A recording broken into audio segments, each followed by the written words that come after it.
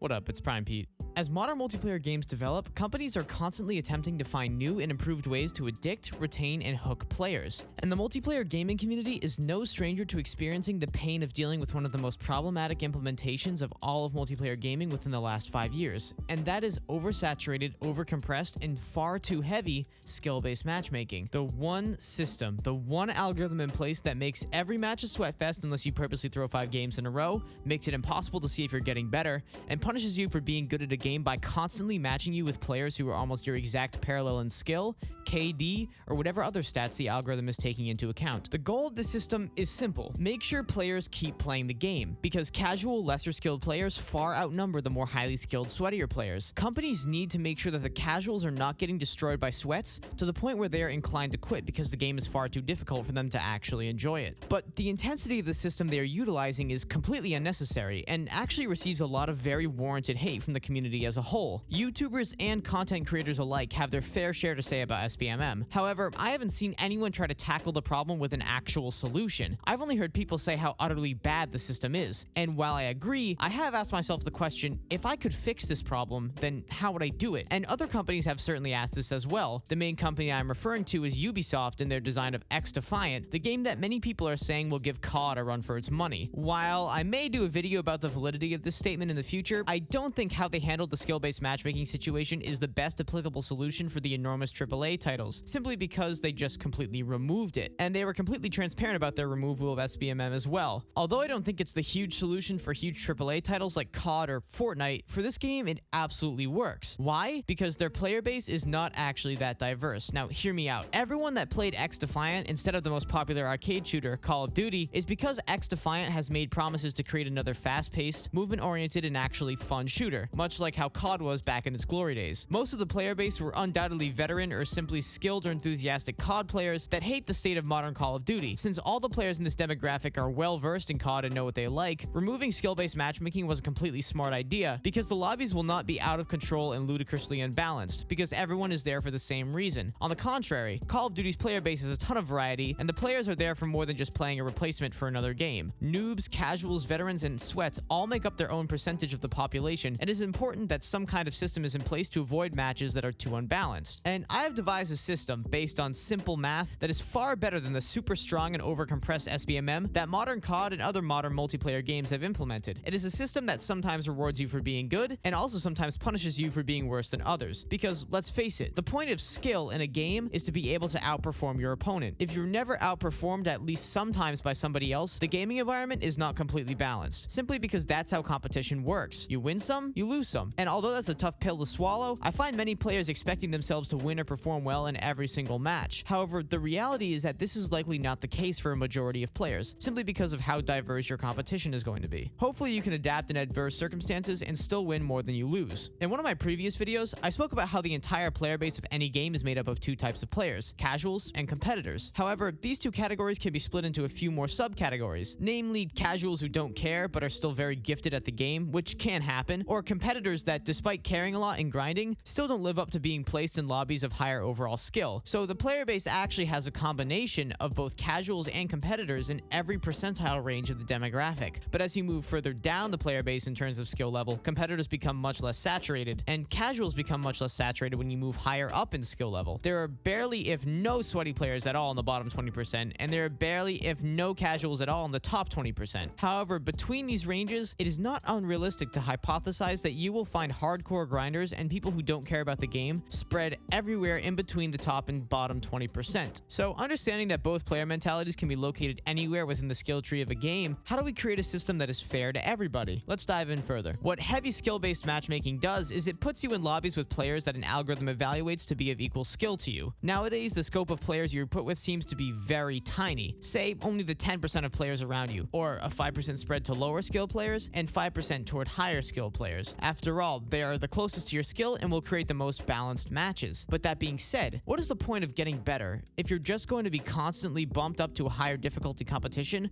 proportional to how much you're improving? Further, how would you even tell if you're improving if you're constantly performing the same in every match? These are the two biggest dilemmas when it comes to figuring out the solution to this problem, and these are the problems that skilled and dedicated players are facing. It's becoming more difficult to evaluate your own skill because every game you're matched up against players an algorithm dictates as your equals. That being said, how do games even evaluate your skill? Well, while it is somewhat impossible to figure out these algorithms exactly, in arcade shooters like COD, it's a combination of a couple factors. Your kill-death ratio is a huge one, your average score per match is also big, how much time you spend on the game would make sense, and average kills throughout a match seems to matter as well. But these algorithms are not perfect. Algorithms cannot see that players achieve these stats differently. An extremely good player that constantly is moving around, and an extremely patient and slow camper can have the same kill-death ratio, but drastically different performances in a match when it comes to how much they actually move around. So, in trying to match players that are as similar as possible, what has happened is oftentimes, lobbies are created for players with similar stats, but players with vastly different play styles and abilities are matched together, which can cause players that like to run and gun to get frustrated with how many times they've been killed by the same camper. Now, where I can see this a bit differently is games that feature only 1v1s, games like Mortal Kombat, for example. These games should absolutely not have 100% unfiltered matchmaking because bad players matched against far better players will have an unfortunate expected outcome. But games where matches are 4v4, 5v5, 6v6, and so forth have good and bad players on either team,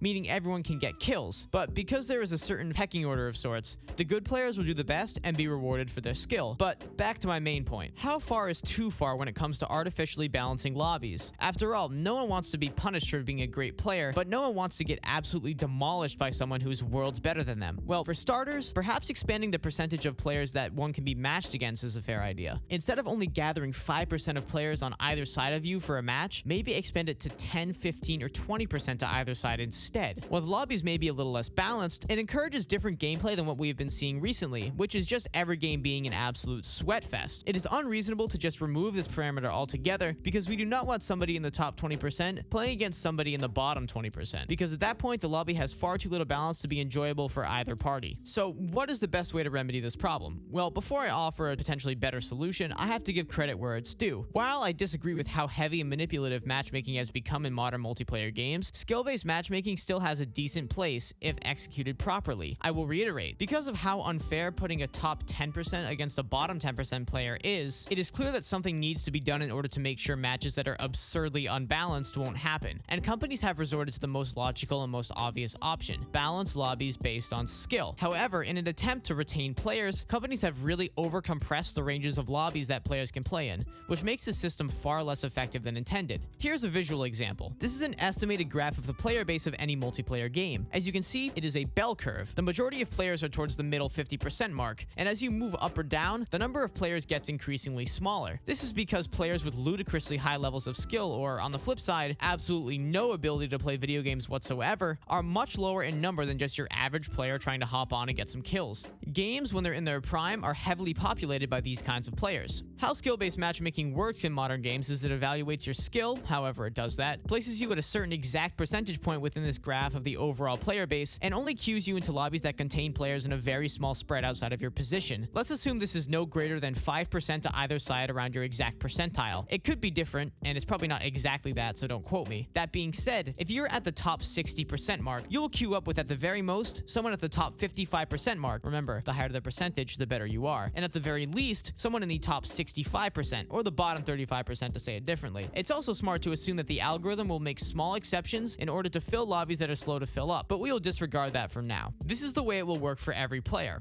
As long as everyone in the lobby overlaps into each other's skill ranges, as defined by the algorithm, they're able to queue up into a lobby together. But because the spread is so tiny and compressed nowadays, your lobbies are never diverse. Hence why most people call most games they get into a sweat fest. Even if someone is in the bottom 10%, the worst players, constantly playing people in the bottom 5 to 15% of players, it will still require their max maximum effort because everyone is almost at the exact same skill level. The difference between the best and worst player might be large, but most of the players in the middle of this will be relatively of equal ability. Keeping players in their own tiny bubble of possible joinable lobbies based on how their skill compares to the rest of the player base completely takes away from the experience of the game, because they only really see lobbies that contain players of very slightly lesser or more skill than they have, and that can lead to aggravation, as all players, not just extremely good ones, but even the worst players in the bottom percentiles, have to play to their utmost ability in order to perform well. Long story short, it punishes all players by making them only play with their near exact equals. The most obvious fix to the suffocation that is modern skill-based matchmaking is quite simply to expand the parameters within which you can queue up for a match. Instead of it being a 5% spread to either side, what if it raised to 10%, 15%, even 20% to either side? If that were the case, players would experience playing with up to 40% players more than they ever did. Let's bring more numbers into this. Going back to the first example, in a 5% spread, players are, at the very best, only 10% better than the worst player in the lobby, as determined by the algorithm, if they are at the apex of the player spread in that lobby. And at the very worst, they are 10% worse than the best player if they find themselves at the very bottom. Either way, there's not much difference between the worst and best performing player in the lobby, and it will be a constant sweatfest to achieve victory for either team. On the other hand, let's say we implement my idea of a 20% spread to either side of the player base spectrum. Now, if you're unlucky enough to find yourself at the very bottom, you are now 40% worse than the player at the apex, and a good amount worse than most of the players in the lobby, most likely, although the spread seems pretty random. However, if you're lucky enough to find yourself at the apex, well, score, because you're 40% better than the worst player and probably a good amount better than a lot of the players in the lobby. But again, the spread is random, so who knows? A predictable common argument against this more spread apart system is that some players will be completely outmatched in certain games. And while I have sympathy for how annoying it can be to be playing with players leaps and bounds better than you and constantly getting destroyed, with this system, it won't be constant, because not only do you have a very low chance of being the worst player in the lobby, you also have an equal chance of being the apex predator. If we have a closer look at these more diverse lobbies, here are the chances that you have of being in each percentile of the lobby. You have a 25% chance of being in the highest quartile of the lobby, or in other words, you have a 1 in 4 shot of being one of the best players in the lobby. You have closer to a 10% chance of being the apex predator,